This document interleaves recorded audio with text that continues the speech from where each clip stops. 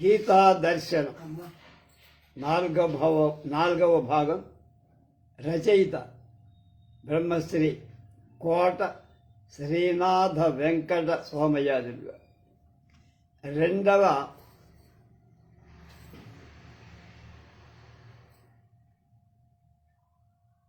అధ్యాయం అంటే సాంఖ్య యోగంలో ఉన్నాం. శృతి విప్రతిపన్నాతే యథాస్తాస్యతి నిశ్చల సమాధా వచలా బుద్ధిస్తదా యోగమవాంసతి. యోగం ఏమిటి, సిద్ధి ఏమిటి? అర్జునుడికి కృష్ణుడు చెప్తున్నాడు. సాధింపతగింది స్వర్గమని, జ్యోతిష్ఠామా స్తోమాది యాగాలు స్వర్గప్రాప్తిని సాధనాలని వేదాలు చెప్తున్నాయి. అలాంటి శృతి వాక్యాల వల్ల నీ బుద్ధి చంచలమైపోయి ఆ బుద్ధి చాంచల్యాన్ని వదిలించుకొని వికల్పశూన్యమైన స్థిరత్వాన్ని పొందినప్పుడు నువ్వు వివేక జ్ఞానమనే సమాధి యోగాన్ని పొందుతావయ్యా అన్నాడు. అర్జునుడు అంటున్నాడు, అప్పుడు ఇప్పటిదాకా మాట్లాడకుండా విని, స్థిత ప్రజ్ఞస్య కా భాష సమాధిస్తస్య కేశవ స్థితధి కిం ప్రజాశేత కిమాసీత వ్రజేత కిం అన్న. కృష్ణుడు చెప్పిన దాన్ని కొంచెం ఎక్కింది గురికి. స్థితప్రజ్ఞుడి లక్షణాలు తెలుసుకోవాలనే కోరిక కలిగి పారేసి పోదాం కర్ర బుర్ర అనుకున్నాడు. కాల మారిపోయి అర్జునుడు అడుగుతున్నాడు, కృష్ణ స్థితప్రజ్ఞుడి యొక్క భాషణం ఏం మాట్లాడతాడు, వాడి భాషణం ఎలా ఉంటుంది?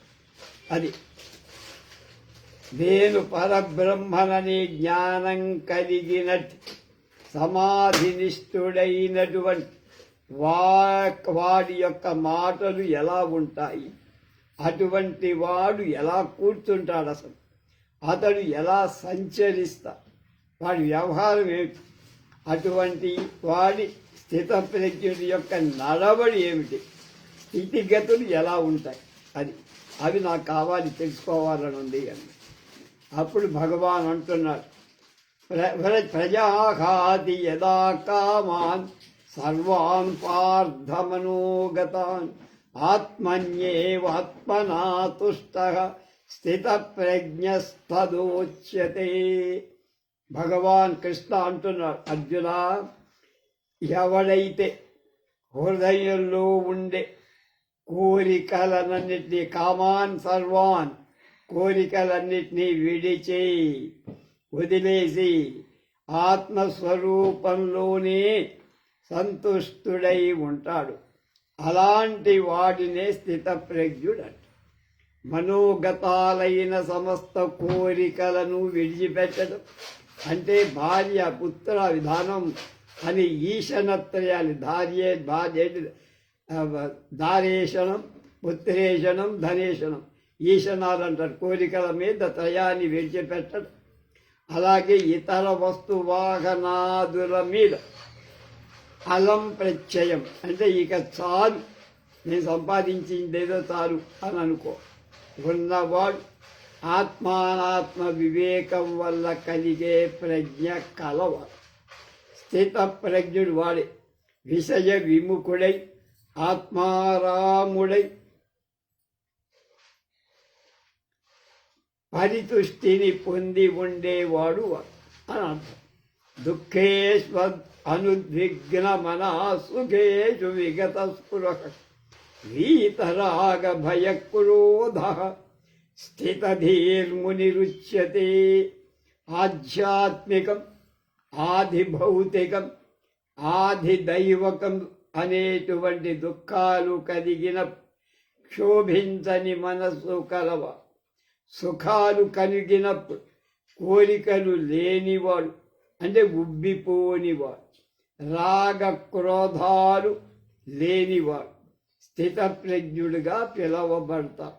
అలాంటి వాడినే ముని అంటారు, జ్ఞాని అని కూడా అంటారు. శోకమోహ జ్వరాదుల వల్ల కలిగే దుఃఖాలు ఆధ్యాత్మిక దుఃఖం. అలాగే ధాతు సామ్యాదుల వల్ల ఆరోగ్యం వల్ల కలిగే సుఖాలు ఆధ్యాత్మిక సుఖం. వ్యాఘ్ర, పులి, సర్పం, పాము, తేలు వీటి వల్ల కలిగే దుఃఖాలు ఆది భౌతిక. సఖ్యందన వనితాదుల వల్ల కలిగే సుఖాలు ఆది భౌతిక. గంధం పూసుకోవడం, ఆడవాడితో రమించడం ఇవి ఆది భౌతిక. అతివృష్టి, అనావృష్టిల వల్ల కలిగే దుఃఖాలు ఆది దైవికాలు, మనం చేయగలిగిందే. నియమిత వర్షాదుల వల్ల, చక్కని గాలి వల్ల, వగైరాల వల్ల కలిగే సుఖాలు ఆది దైవిక సుఖాలు.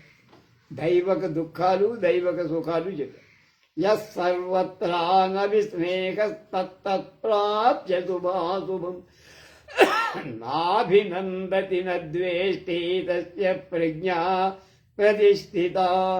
దేహం మీద, జీవితం మీద స్పృహలేని, కోరికలేని మునీశ్వరుడు ఆయా అశుభ సుఖాలను పొందినప్పుడు సంతోషించడు,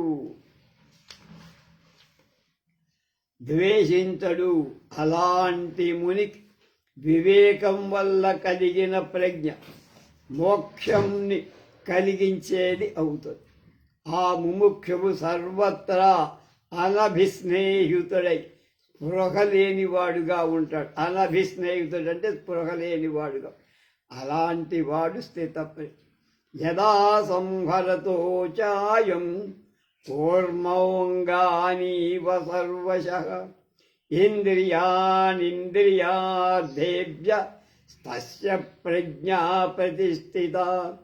అలాంటి స్థితప్రజ్ఞుడైన వాడు ఉన్నాడే, వాడు త్వక్, చక్షు, శ్రోత్ర, జిహ్వా, ఘ్రాణాలు పంచేంద్రియాలు, వాటికి విషయాలైన శబ్ద, స్పర్శ, రూప, రసగంధాల నుండి తాబేలు భయం వల్ల తన అవయవాలను లోపలికి ఎలా ముడుచుకుంటుందో డిప్పలోకి, అలాగే ఆ ముడుచుకొన్నట్లుగా మరలించుకోగలిగితే ఆ మునికి ప్రజ్ఞ ప్రతిష్ఠితమవుతుంది. అదే మోక్ష కారణం అవుతుంది. సాధకుడు ప్రజ్ఞాసిద్ధి ద్వారా, అంటే జ్ఞాననిష్ట ద్వారా ఇంద్రియ జయాన్ని పొందాలి. ఇంద్రియాల మీద విక్టరీ, జయం పొందాలి. ప్రజ్ఞా స్థిరత్వం పొందాలంటే ఇంద్రియాలను జయించడం చాలా మొదటి ప్రాథమికమైన అవసరం. విషయా వినివర్తంతే నిహార నిరాహారస్య వైదేహినః రసవజ్యం రసాప్యస్య పరం దృష్ట్వా నివర్తతే. ఇంద్రియాల బలాత్కారంగా విషయాల మీద ప్రవర్తించకుండా బంధించడం, మరలించడం వగైరా పద్ధతులలో కష్టమైన తపస్సు చేసేవాడుంటారే, వాళ్ళు మూర్ఖులయ్యా. వాళ్ళు తామసిక తపస్సులు అంటారు. ఎందుకు? బలాత్కారంగా ఇంద్రియాలైతే విషయాల నుండి విరమించగలుగుతున్నాడే తప్ప విషయాల మీద ఉండే రాగాన్ని మరలించలేకపోతున్నాడు. అదే అక్కడ. ఇక్కడ రసం అంటే శబ్దానికి రాగం అనే అర్థమట. ఆ బ్రహ్మాన్ని నేనే, అహమేవ తత్ అనే జ్ఞానాన్ని పొందిన యతికి మాత్రమే విషయ అనురాగం నివర్తమైపోతుంది. యతతో హ్యపి కౌంతేయ పురుషస్య విపశ్చితః ఇంద్రియాది ప్రమాదీని హరంతి ప్రసభం మనః.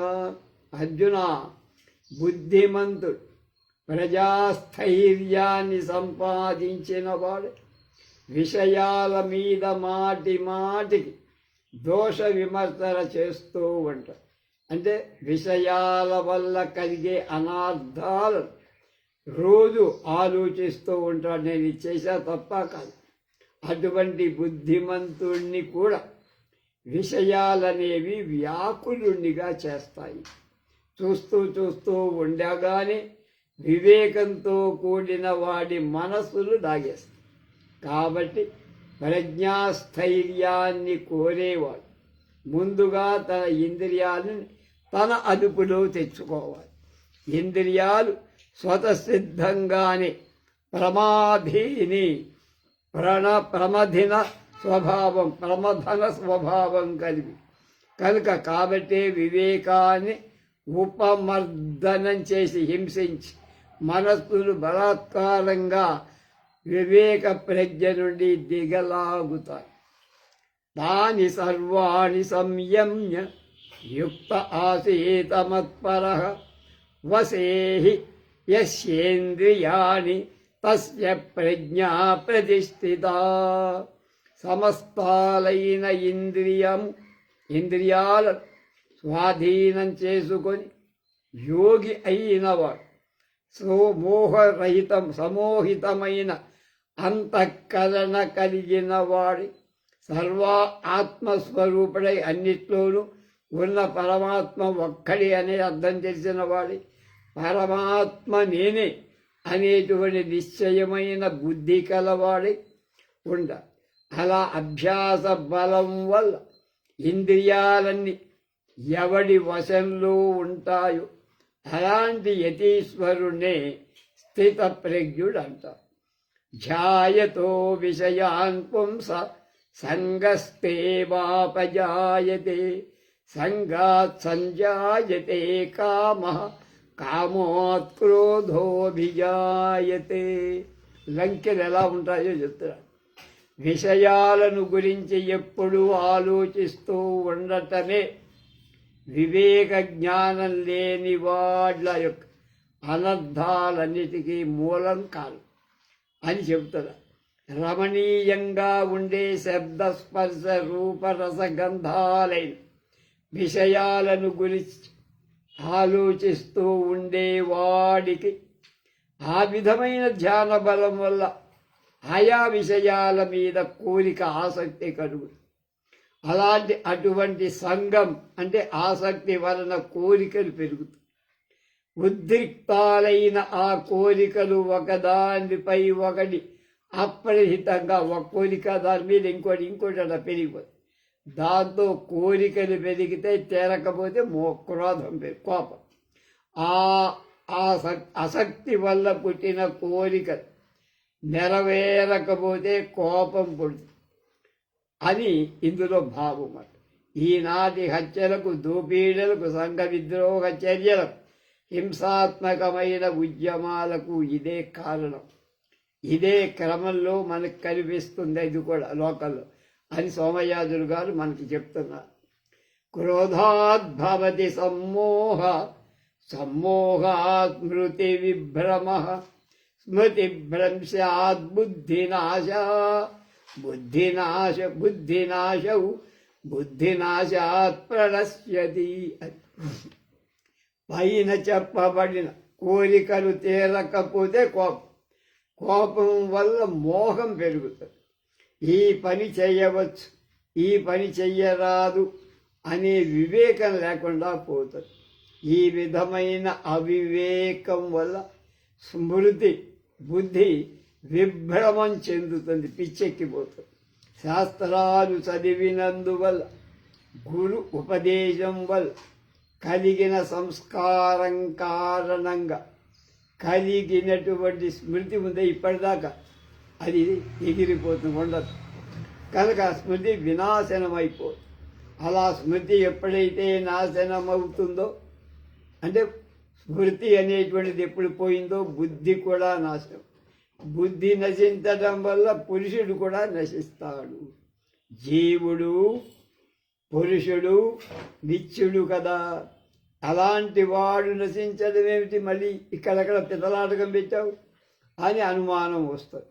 ఇక్కడ నశించడం అనే పదానికి గౌణార్థంలో పురుషార్థానికి మోక్షానికి అయోగ్యుడవుతాడు. అంతేగాని నశించడం అంటే అదే చచ్చిపోతాడు, మోక్షానికి అర్హుడు కాడు. ధనమంతా పోయిన ఒకడిని గురించి దేవదత్తుడు సర్వనాశనమైపోయాడంటాం. అంటే వాడు అన్నిటికీ నాశనం పోయాడా, వాడికి అందులో ఉండే భావేంటి, మోక్షానికి దూరమై. ఈ శ్లోకంలో విషయలోలత్వమే అన్ని అనర్థాలకు కారణమని చెప్పారు. పురుషుడి పతనానికి మూల కారణమైన విషయలోలత్వం వల్ల కలిగే క్రమ విపరిణామం మనోవైజ్ఞానిక విశ్లేషణ చక్కగా వివరించారు. ఈనాటి సాంఘిక విపరిణామాలన్నిటికీ ఇది మూలం. అంతు లేకుండా పొరిగిపోతున్న విషయలోలత్వం అనే విషయాన్ని ఎవ్వడు కాదనడానికేం లేదు. రాగద్వేష విముక్తైస్తు విషయానింద్రియైశ్చరన్ ఆత్మవశ్యైర్విధేయాత్మ ప్రసాదమధిగచ్చతి. రాగద్వేషాదులు లేని ఇంద్రియాలన్నీ స్వాధీనంలో ఉన్న పురుషుడు వదిలిపెట్టడానికి వీలు లేనటువంటి కొన్ని విషయాలు పొందుతున్నా స్వాధీనంలో ఉన్న అంతఃకరణ కలవాడైనందున మనసు యొక్క స్వాస్థ్యాన్ని పోగొట్టుకుంటున్నారు. విషయాలలో ఇంద్రియాల యొక్క ప్రవృత్తి ఎప్పుడు రాగద్వేషాలతో కూడి ఉంటుంది అని అందరికీ తెలుసు. మోక్షానికి అధికారి అయిన ముముక్షువు తన అంతఃకరణం తన వశంలో ఉంటూ ఉన్నందువల్ల రాగద్వేషాలు వదులుతాడు. శరీరం నిలిచి ఉండటానికి అవసరమయ్యేటువంటి ఒక చిన్న గోచి, దానిపైన ఏదో గంపడో ఏదో దుప్పడో ఆచ్ఛాదనం, వాటికి కావాల్సిన మినిమం భోజనం అవి చేస్తూ ఉంటాం. ప్రసాదాన్ని పొందుతూ ఉంటాం. చిత్తశుద్ధికి చిత్త ప్రసాదానికి సద్ది విషయ గోప భోగం వల్ల ఎలాంటి ఆటంకం వాడికి కలగదు. ప్రసాదే సర్వదుఃఖానాం హానిరస్యోపజాయతే ప్రసన్నచేతసాహ్యాసు బుద్ధి పర్యవతిష్టతి. ఇలా చిత్తస్వాచ్యం కలిగిన తరువాత యతి ఆధ్యాత్మిక ఆది భౌతిక ఆది దైవిక దుఃఖాలు ఏవీ ఉండకుండా పోతాయి. అలాంటి స్వస్థమైన అంతఃకరణ కలవాడి యొక్క బుద్ధి ఆకాశంలాగా అంతటా ఆత్మస్వరూపంతోనే నిశ్చలమవుతుంది. కాబట్టి యతి అయిన వాడు రాగద్వేషాలు లేని ఇంద్రియాల ద్వారా శాస్త్ర విరుద్ధం కానటువంటి భోజనాదులను విషయాలకు లోబడకుండా చాలా జాగ్రత్త. నాస్తి బుద్ధిరయుక్తస్య నచాయుక్తస్య భావన న చాభావయతశాంతి అశాంతస్య కుతః సుఖం. సమాహితం కానట్ అంటే స్వాస్థ్యం తన కంట్రోల్లో లేని అంతఃకరణ కలవాడికి ఆత్మస్వరూప విషయమైన బుద్ధి వాడి దాని మీద పడనే పడు. అలాంటి వాడి బుద్ధి ఆత్మజ్ఞానంలో అస్సలు దూరదు. శాంతి లేని వాడు, మనశ్శాంతి లేని వాడికి ఇంద్రియాలను మరలించుకోవటం వల్ల కలిగే సుఖం ఉంటుంది. ఆ సుఖం వాడు పొందలేకపోతాడు. పాపం ఇటువంటి సుఖం లభించాలంటే శాంతి చాలా అవసరం. శాంతి లభించాలంటే ఎప్పుడు ఏదో ఒకటి వినడం, వినదాన్ని మననం చేసుకోవటం ఉండాలి. దానిలో లగ్నమై ఉండాలి. అలాంటి శ్రవణ మననాదులు ఆ వృత్తి చిత్తస్వాచ వల్ల వృత్తి ఆ వృత్తి అంటే అనేక సార్లు చేయటం మూలంగా చిత్తానికి స్వాస్థ్యం కుదరటు కదులుతుంది. కాబట్టి నిరతీయ సుఖాన్ని అంటే మోక్షాన్ని కోరేవాళ్ళు చిత్త స్వాస్థ్యాన్ని ముందు సంపాదించారు. ఇంద్రియాణి చరణాం ఇంద్రియాణం హి చరతాం యన్మనోను విధీయతే తదస్య హరతి ప్రజ్ఞాం వాయుర్నావమివ అంబసి. సమాహితం కాని కంట్రోల్లో లేని స్వాస్థ్యం లేని అంతఃకరణ కలవాడికి ఆత్మజ్ఞానం కలగదు అని చెప్పడానికి చెప్తున్నాడు. తమ తమ విషయాలలో ప్రవర్తిస్తున్న ఇంద్రియాలను అనుసరించి విషయ వికల్పంలో ప్రవర్తిస్తుంది. విషయ వికల్పం అంటే శ్రోత్రాది ఇంద్రియాలకు ఉన్నట్టి శబ్దం మొదలైన విషయాలను పరస్పరం విభజించి గ్రహించదు. ఈ పని మనస్సు వల్లే చేస్తుంది కనుక మనస్సు చేయబడి అటువంటి విషయ వికల్పంలో ప్రవర్తించే మనస్సు యతి యొక్క ఆత్మ అనాత్మ వివేకం వల్ల కలిగే ఆత్మతత్వానికి సంబంధించిన ప్రజ్ఞ ఉందే దాన్ని హరించి పారేస్తుంది. నీటి మీద ఒకవైపున ప్రయాణించే నావను వాయువు వేరొక దిప్పుకి కొట్టేస్తుంటుంది. అదేవిధంగా విషయ వికల్పంతో ప్రవర్తించే మనసు ప్రజ్ఞను విషయాల వైపు తిప్పేస్తుంది. అందుచేత ఆత్మతత్వ విషయమైన జ్ఞానం అనేది నీకు అనుకున్నట్టుగా జరగదు. తస్మాజ్జస్య మహాబాహో నిగృహీతాని సర్వశః ఇంద్రియాణి ఇంద్రియార్థేభ్యః తస్య ప్రజ్ఞా ప్రతిష్ఠిత. ఓ మహాశూరా అర్జున, విషయాల మీద ఇంద్రియాలకు ఉండే ప్రవృత్తి ఉందే దోషభూయిష్టమైంది. ఎవడి ఇంద్రియాలు శబ్ద స్పర్శ రూపరసగంధాదులనే 10 విషయాల మీద మరలింపబడతాయో అలాంటి వాడికి ఆత్మవిద్య ఆత్మతత్వం సాక్షాత్కరింపచేయటానికి సంబంధించిన ప్రజ్ఞ కలవాడికి ప్రతిష్ట కలుగుతుంది. అందుచేతనే ఈ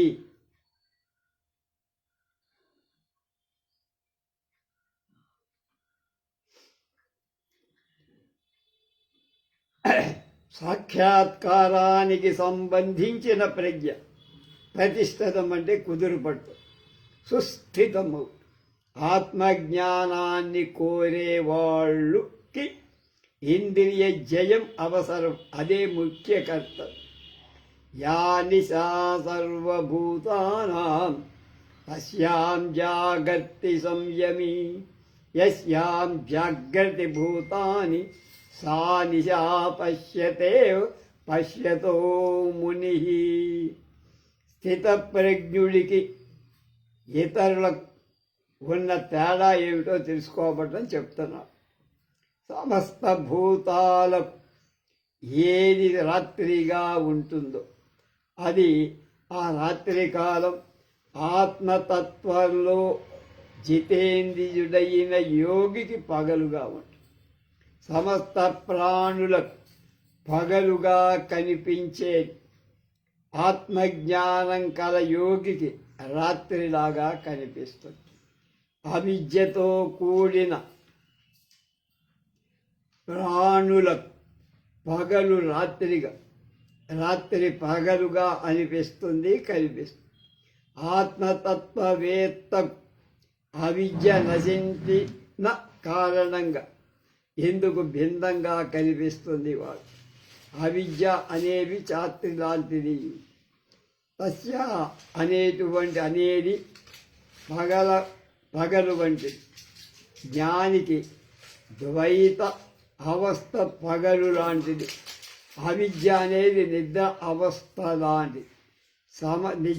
విద్య నిద్రలాగా అవిద్య నిశేషంగా నశించటం వల్ల దానికి కార్యాలైన మేల్కొని సమస్త వ్యవహారాలు నశిస్తాయి.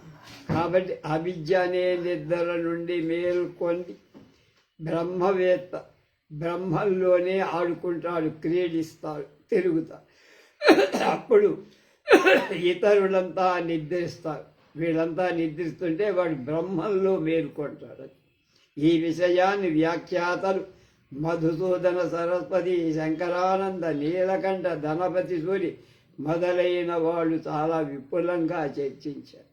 అపూర్యమాణమచల ప్రతిష్టం సముద్రమాపగా ప్రవిశంతి యద్వత్ తద్వత్ కామాయం ప్రవిశంతి సర్వే సశాంతిమాప్నోతి న కామకామి. సూర్యరశ్మి చేత మేఘాల ద్వారా ఎండింపబడినప్పటికీ ఎండింపబడిన నదుల ద్వారా ఎన్ని విధాలుగా నీటి చేత నిందింపబడుతున్నప్పటికీ ఎక్కువ తక్కువలు లేకుండా సముద్రం ఒకే విధంగా నీరు కలిగి ఉంటుంది. పెరగటం తరగడం అనేది సముద్ర జలానికి సంబంధం లేదు. అన్ని రకాల జలాలు తమ నామరూపాలను సముద్రంలో చేరి కోల్పోతుంటాయి. సముద్రం మాత్రం ఎన్ని నదులు వచ్చి తనలో చేరిన నిర్వికారంగా ఏకరూపంలో ఉన్నట్లే ఆయన సర్వస్వం అందరూ ప్రవేశిస్తున్న సర్వస్వాన్ని తీసేసుకుంటున్న ఆయనకు మాత్రం సముద్రుడు ఏం పెద్దగా లెక్క చేసుకోడు. భోగాలను కోరుతూ ఉంటాడు.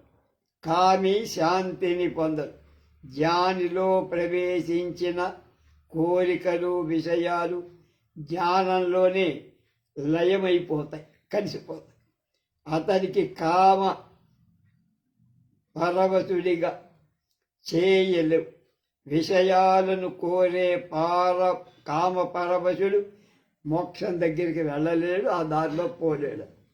విహాయ కామాన్ సర్వాన్ పుమాం చరతి నిస్పృహ నిర్మమో నిరహంకార సశాంతి మధిగచ్చతి. ఏ యతీశ్వరుడు సమస్త కోరికలను విడిచిపెట్టి శరీర జీవన మాత్రమైనటు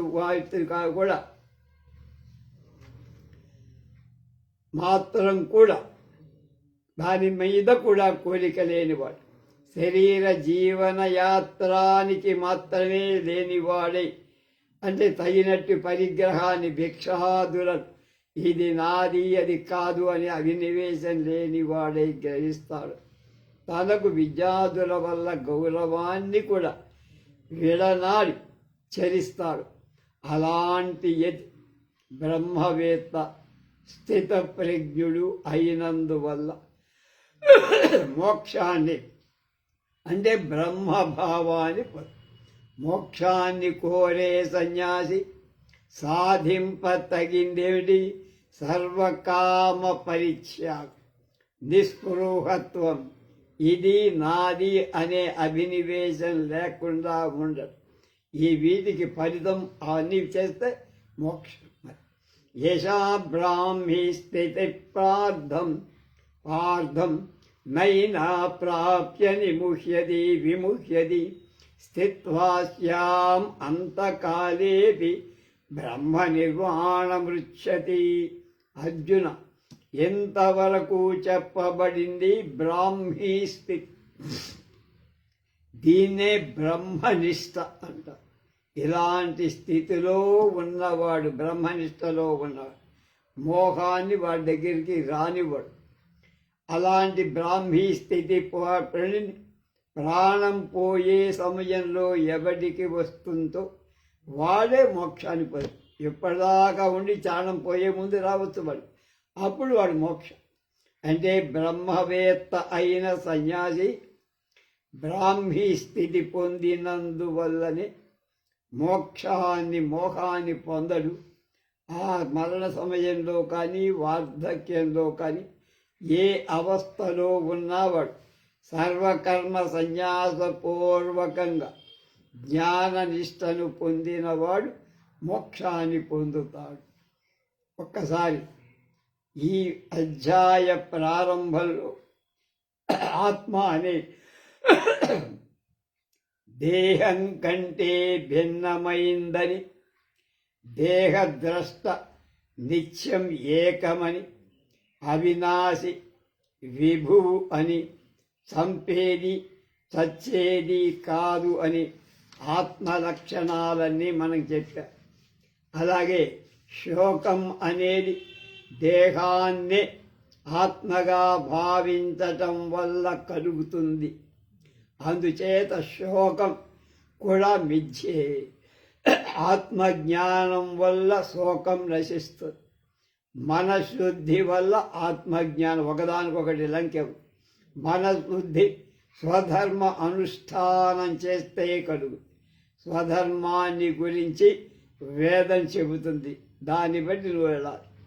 కర్మనిష్ట, యోగనిష్ట, ధ్యాననిష్ట, సాంఖ్యనిష్ట, బ్రాహ్మీనిష్ట అనే వాటిని వివరించే కర్మనిష్ట, జ్ఞాననిష్ట, సాధనం అన్నారు. బ్రాహ్మీనిష్ట కలవాడు స్థితప్రజ్ఞ. స్థితప్రజ్ఞుడి లక్షణాలు విపులంగా చెప్పబడ్డాయి. బ్రాహ్మీ స్థితి అంతకాలంలో కలిగిన మోక్షం వస్తుంది. చివరిలో ఒక క్షణంలో చస్తాడని వాడికి అనిపించినప్పుడు కలిగిన మోక్షం. కనుక ఈ అధ్యాయంలో మనకు కొన్ని ప్రశ్నలు, వాటి సమాధానాలు చెప్పుకోండి. శోకమోహాలనేవి సంసారానికి కారణాలు ఎలా అవుతాయి? యోగం అంటే ఏమిటి? ఆత్మకు నాశనం లేదని నిత్యమని ఎలా చెబుతావు? ఎలా తెలుస్తుంది? స్వీయ ధర్మ ఆచరణం, అనుష్ఠానం సంఘంలోని వ్యక్తులకు ఎలా అన్వయిస్తారు? సాంఖ్య బుద్ధి అంటే ఏమిటి? యోగ బుద్ధి అంటే ఏమిటి? కర్మనిష్ట అంటే ఏమిటి? యోగనిష్ట అంటే ఏమిటి? ఈ రెండు నిష్టలు ఎలాంటి వాళ్ళ కోసం చెప్పబడ్డాయి? జ్ఞాన కర్మను చేసిన జ్ఞాని కర్మను చేసిన చేయని వాడే అవుతారు. ఎలా అంటే తర్వాత వస్తుంది. ఇది శ్రీమద్భగవద్గీతాస ఉపనిషత్సు బ్రహ్మ విద్యాయాం యోగశాస్త్రే శ్రీకృష్ణ అర్జున సంవాదే సాంఖ్యయోగో నామ తద్వితీయోధ్యాయః. 3వ అధ్యాయం కర్మయోగం. దానికి ఇంట్రడక్షన్, ప్రవేశిక. యోగ బుద్ధి, సాంఖ్య బుద్ధి ఈ రెండు ప్రవృత్తి నివృత్తుల విషయంగా కలిగిన బుద్ధి. ఈ రెంటి గురించి వెనకటి అధ్యాయంలో చెప్పాం. ఈ రెంటిలో యోగ బుద్ధి అనేది సాధనమైతే సాంఖ్య బుద్ధి అనేది సాధ్యం, దానివల్ల కలిగే ఫలితం. ప్రజహాతి యదా కామాన్ 2వ అధ్యాయం 55వ శ్లోకం మొదలుకొని అధ్యాయం చివరి వరకు సాంఖ్య బుద్ధిని ఆశ్రయించే వాళ్ళకి సన్యాసం కర్తవ్యంగా చెప్పారు. యశా బ్రాహ్మీ స్థితి అనే అధ్యాయాంత శ్లోకంలో చివరిదా జ్ఞాన నిష్ట చేత కృతార్థులవుతారని కూడా చెప్పారు. అయితే అర్జునుడికి మాత్రం కర్మణ్యేవాధికారస్తే అంటూ యోగ బుద్ధిని ఆశ్రయించి కర్మమే చెయ్యాలి అని అన్నారు. అంతే తప్ప అటువంటి యోగ బుద్ధిని ఆశ్రయించి కర్మనే చేస్తే ఆ కర్మ మోక్షం వస్తుంది అని చెప్పాల. ఇంకా మోక్షానికి వాడి టైం ఉంది. అలాంటి కర్మ చెయ్యమని భగవానుడు తన్ను ఆజ్ఞాపించడేమిటి? తనను శ్రేయస్సాధనాన్ని ఎందుకు చెప్పటం లేదు అని అర్జునుడికి వ్యాకులపాటు కలిగి, అందుకే జాయసే చేత్ కర్మణస్త అంటూ అర్జునుడి ప్రశ్నని ప్రశ్నించటంతో 3వ అధ్యాయ ప్రారంభం. జాయసీ చేత్ 3వ అధ్యాయం కర్మయోగం. జాయసీ చేత్ కర్మణస్తే మతా బుద్ధిర్జనార్దన ఉత్పత్తిం కర్మణి ఘోరే మాం నియోజయసి కేశవ. భగవానుడా, నీ దృష్టిలో కర్మనిష్ట కంటే బుద్ధినిష్ట, జ్ఞాననిష్ట ఉత్కృష్టమైంది అన్నప్పుడు, బుద్ధినిష్టయే నీకు ఇష్టమైనప్పుడు నన్ను ఈ ఘోరమైన హింసాకార్యమైన ఈ సంపదను అనేటువంటి దానికి ఎందుకు ఆజ్ఞాపిస్తున్నావురా, ఎందుకు చంపమంటున్నావు మా వాళ్ళని అని అడిగి, వ్యామిశ్రేణైవ వాక్యేన బుద్ధిం మోహయసీవమి తదేకం వద నిశ్చిత్వా ఏన శ్రేయోహమాప్నుయామి. కృష్ణ, ఈ సంకీర్ణమైన వాక్యంతో నా బుద్ధిని మోగపెట్టేవాళ్ళగా ఉన్నావు. నేను ఈ రెండు నిష్టలలో దేని చేత శ్రేయస్సు పొందగలను? ఆ ఒక్కదాన్ని చెప్పు. రెండు పడవల మీద కాలు పెట్టలేదు. నేను కర్మనిష్టకు అధికారిన, రెంటికి ఒకటే అధికారిగా ఉండటం కుదరదుగా అని అర్జునుడి సందేహం. ఒకసారి కర్మణ్యేవాధికారస్తే అని చెప్పి బుద్ధౌ శరణం గచ్చామి అని చెబితే ఏం చేయాలి? పిచ్చెక్కిపోతుంది. అలా అందువల్ల ఈ కలగా పులగంగా ఉన్న విషయాన్ని తేల్చుకోవాలనుకునే అర్జునుడు ప్రశ్న. అప్పుడు భగవాను అడిగాడు. భగవాను వాచ లోకేస్మిన్ వివిధానిష్టా పురా ప్రోక్తా మయ అనఘా జ్ఞానయోగేన సాంఖ్యానం కర్మయోగేన యోగినాం. అర్జున, ఈ లోకంలో పూర్వం, సృష్టికి పూర్వం జ్ఞానులైన వాళ్ళ కోసం జ్ఞానయోగాన్ని, కర్ములైన వాళ్ళ కోసం కర్మయోగాన్ని రెండు రకాల పద్ధతుల్ని చెప్పారు.